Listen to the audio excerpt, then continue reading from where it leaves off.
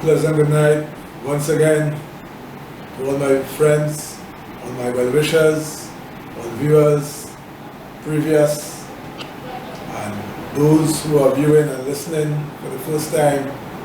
It is always my pleasure to welcome you to my channel, your favorite knowledge channel.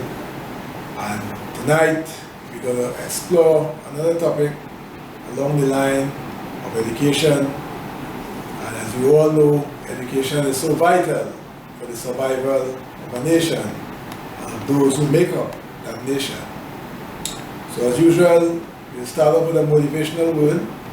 We'll remind you, tell you of the services that we offer, go into the presentation, and then we will remind you of our services once again.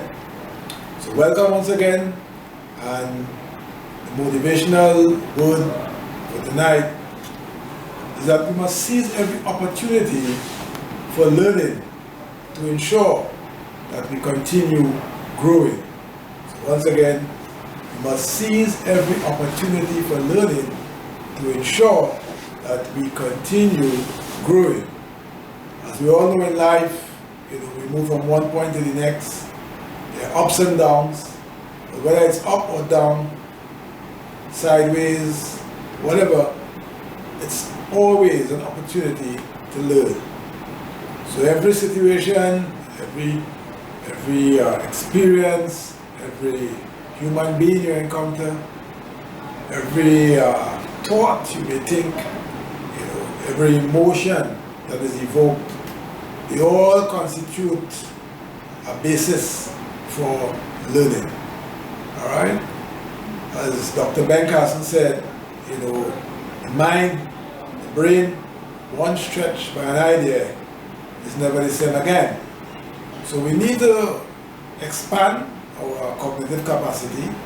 As we all know, the more we engage our minds, outside of becoming more knowledgeable, greater understanding, greater ability to problem solve, etc., we also tend to foster greater neuronal connections. And the experts have said that that certainly is a good step in terms of warding off conditions such as Alzheimer's disease later on in life. So there's also the saying, if you don't lose it, you lose it. So keep on using the brain, keep on learning, keep on growing, so that your own welfare will be in a better place, and the welfare of a nation, the welfare of societies will be better off, because learning is the basis of growth and development. So I remind you, expose yourself to every opportunity for learning to ensure that you continue growing. So ponder on the word, reflect on the word, and allow it to change your thoughts and attitudes so that you can ensure that learning is always taking place. Alright, so as usual, we remind you of our services. As a life coach, I'm available to conduct one-on-one sessions on challenges you may be having in life, in terms of how you can better improve yourselves, in terms of being better as a student, being better as a business person, being better as a layman, whatever the situation may be. I am available through those coaching sessions to be your guide, to be your support, and to work along with you in terms of the future you have envisaged for yourself. So feel free and reach out to us for those services. We also offer a host of workshops in the area of leadership, customer service, public speaking, conflict resolution, anger management, marketing, community development, cooperative development, entrepreneurship, the role of psychology in business, public speaking, communication skills, you name it. Those services are offered via workshops. And we also are available for one-on-one consultations in those areas. So we can be contacted easily by calling 1-868-778-5141, 1-868-779-2544, or you can email us at leadershipwithadifference@gmail.com. As I said in previous broadcasts, I and my company and myself we subscribe to the motto of being prepared, which is the Scout motto. So we are prepared. Give us a call, send us an email, and we will be ready to respond and serve you to the best of our ability. So I will now moving into tonight's presentation. I am an educator at the tertiary level. Many of you who are listening may be educators also, and then if you are not dispensing in terms of education, you certainly will have been a participant, or you are a participant as a student, and just being in life, just being in life, life itself is the ultimate education. So the question is, when we teach, what do we hope to achieve when we teach? Now, as educators, we want our students in a broader context to be well-rounded, to be productive citizens, and to be making a meaningful contribution to themselves and their nations. At the micro level, we want students to be successful in examinations. But as we all know, success in examinations does not necessarily mean success in life and success in general. So we have a model that many of us have been exposed to, where a lot of facts have been pushed at us and where we have been called upon to remember a lot of stuff. Now, if you are being educated on that basis, it is certainly a very limited form of education, because you will only be touching on a knowledge domain, and that knowledge domain, how applicable is it in terms of practical realities, can always be debated. So the question is, we need to ensure that when we assess, that we assess a range of capacities in terms of promoting a holistic type of education. So Bloom's taxonomy, which I might have referenced in a previous broadcast, it speaks to assessment by looking not only at the knowledge domain, but also looking at comprehension, also looking at analysis, application, synthesis, evaluation, etc. And certainly, if assignments are given that can bring out all of those different domains, it will certainly be a better contributor in terms of developing higher order cognitive skills. And at the end of the day, we want students who can create, we want students who can solve problems. But if it is that you are limiting your means of assessment strictly in the knowledge domain, certainly you'll be doing an injustice in terms of producing students who can problem solve and who can create. So I remember probably about 5 years ago, attending a workshop at the University of the West Indies St. Augustine campus. And there was a Kenyan professor who made a very telling point that education should draw out rather than stuff in the people's heads information. So the model of stuffing information into people's head, certainly, for all practical reasons, cannot be a good model of education. Now, when we bring everyone who are part of the educational process in a class setting or otherwise, by tapping into what they have to say, by tapping into their perspectives, their frame of reference, we are certainly drawing out, and by drawing out and tapping into all of those experiences, we will be enriching the educational experience. Last week's presentation, I spoke about divergent thinking and the need to fire the imagination of students. Because in firing the imagination of students, I think we'll be laying a foundation in terms of fostering that level of creativity that will allow them to come up with novel ideas and novel products and services whereby they can find a way for themselves, whereby they can make a more telling impact on society in terms of solving problems. So how exactly can we go about that? Now certainly we cannot go about it by just focusing on knowledge alone. So we need to promote thinking. We need to train students how to study, right?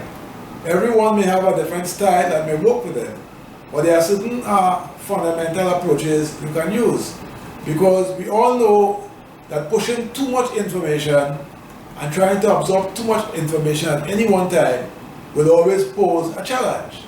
Hence the reason, it is suggested that information should be, dispensed in small units, whereby what we call chunking. So when you trunk the information, it gives you a better opportunity to assimilate the information. Now, providing that you have a prior experience with the information that is being dispensed, you will be easily able to assimilate. So in psychology, when we talk about assimilation, we are talking about the intake of new information into existing schemas that are similar to the information being received. Thereby will make the process very easy for you to absorb the information. Now, if you are not familiar, if you are given a challenging problem, it provides another opportunity for you to learn in terms of what we call accommodation. Because the initial information being pushed at you, due to your lack of familiarity with the information, it will create what we will call cognitive dissonance, a bit of off balance in that you are not familiar and you are trying to find your way. So in trying to find your way now, you will have to create new thought patterns or schemas to intake that new information. So through the process of accommodation, it will facilitate you now in being able to learn the material that is being presented. So I guess, challenging problems, challenging assignments certainly can promote that kind of approach whereby you can accommodate and grow yourself in terms of learning.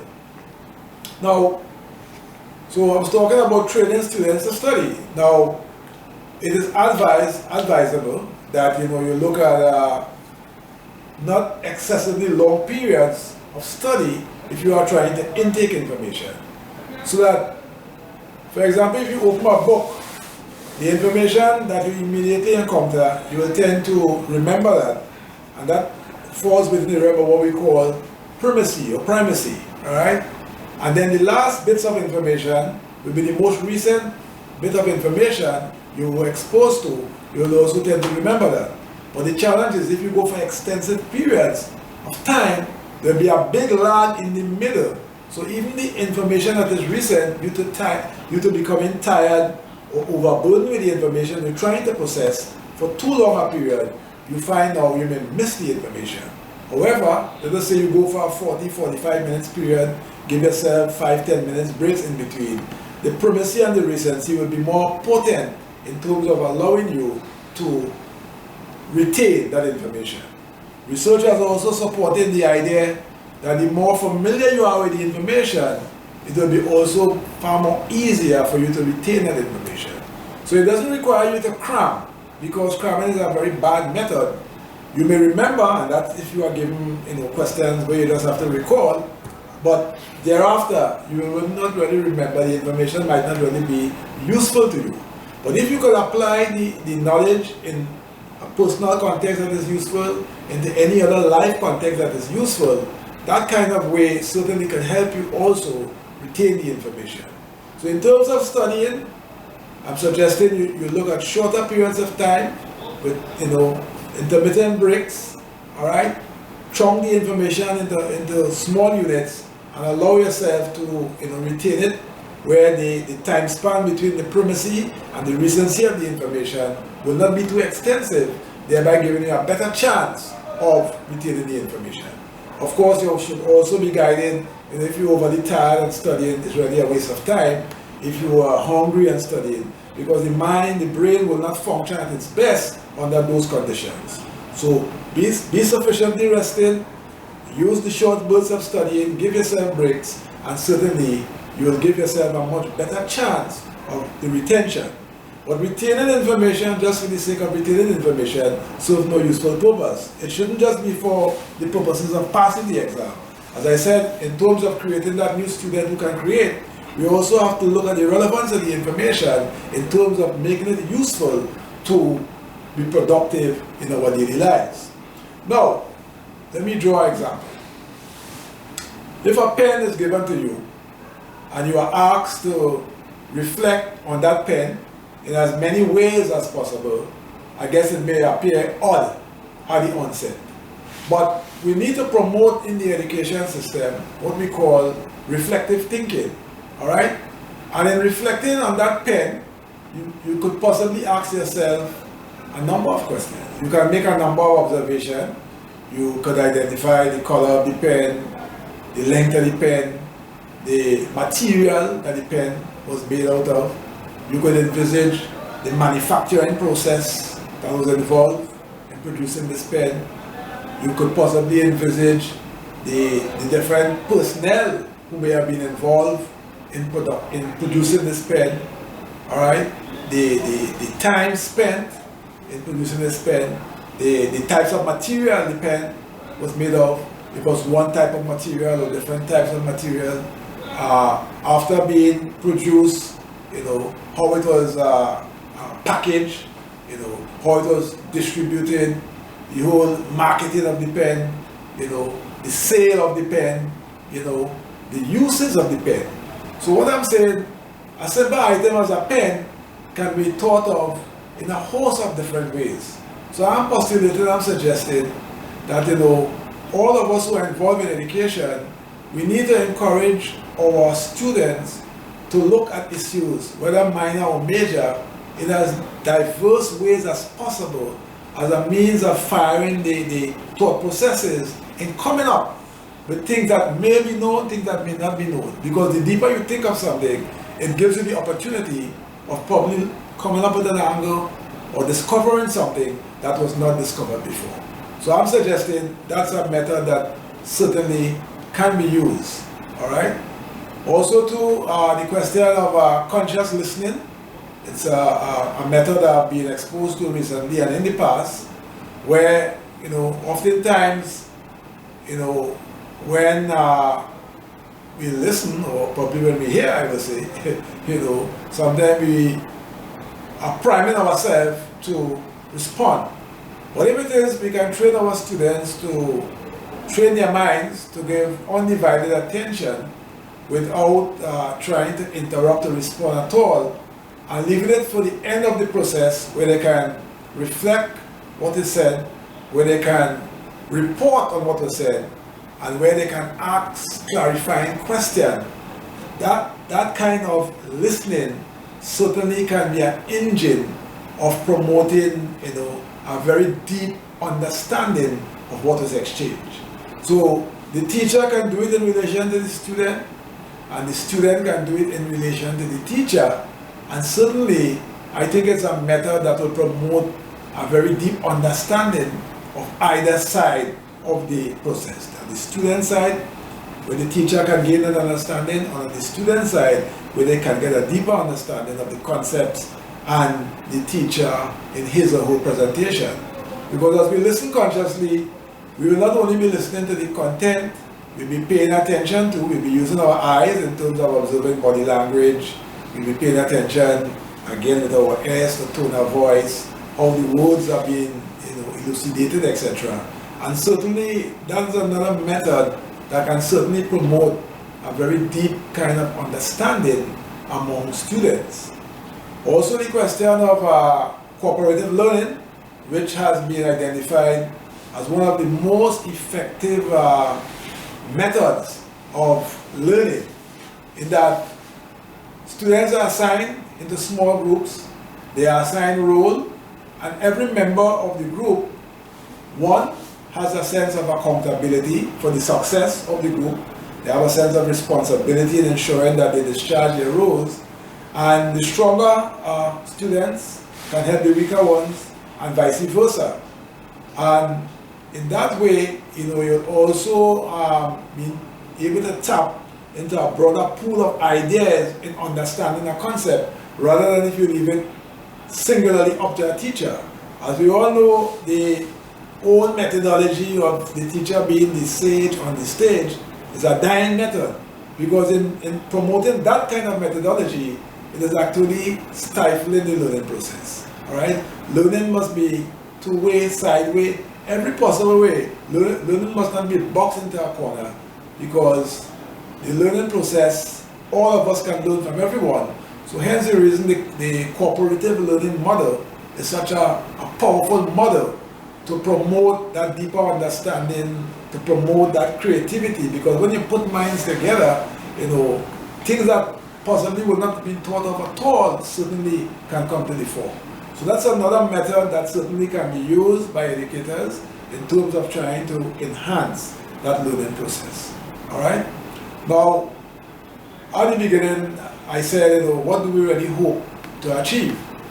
Now, education, in my view, should not only inform, right? It should also inspire. It should also elevate those who are receiving the knowledge to a higher level of existence, all right? And that higher level of existence would not just be for the mere sake of finding a job. Because if you are being educated just to find a job, to me, that's a very low level of existence. We all need to survive, and we need to have a means of survival, whether it's a job or a business. But your role in being educated should be of a higher purpose in making mankind better and in solving the problems of the world, as I alluded to in last week's presentation. So the education process definitely must try to, inspire the students, lift them to a higher level, right? And ensure that the process is one that is enjoyed at every step of the way, all right? Learning mustn't be a strain or a stress. If you are stressed or feeling strain under the process of learning, there are missing ingredients somewhere along the line. So hence the reason an educator must also be an entertainer. Not playing the fool, but certainly creating that kind of jovial, happy atmosphere where learning is taking place and at the same time it is being enjoyed.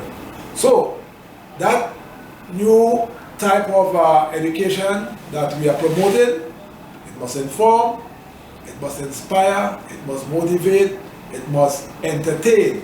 And all of the other suggestions that I made before must all be wrapped into that kind of context where, students will be looking forward to come to our class. Students will be looking forward to every encounter that they have in life outside of the class. Is also one where they'll be so fired up by the educators that they will be trying to seize every moment and every opportunity to become the best they can be. So when we teach, let us teach to achieve those noble objectives of firing the imagination of our students to be trailblazers, to be leaders, and to leave their mark in the world in such a way where they will be remembered long, long after they have left us. So in ending today, I know that this message certainly has resonated with you. I would like you to reflect deeply on it, observe the learning of it, and every opportunity that you have to put it into emotion, please do so, and let us create that new approach to knowledge acquisition, that new approach to education, and make ourselves and make our societies better and stronger. And I leave you with that today and remind you, once the message resonated with you, subscribe to the channel, like the video, comment on the video, share the video, and stay tuned for another presentation next week. Remember, we can be contacted at 1-868-778-5141, 1-868-779-2544, or we can be emailed at leadershipwithadifference@gmail.com. As I said in the beginning, keep on learning to ensure that you keep on growing. Thank you very much, and see you next week, please God. Thank you.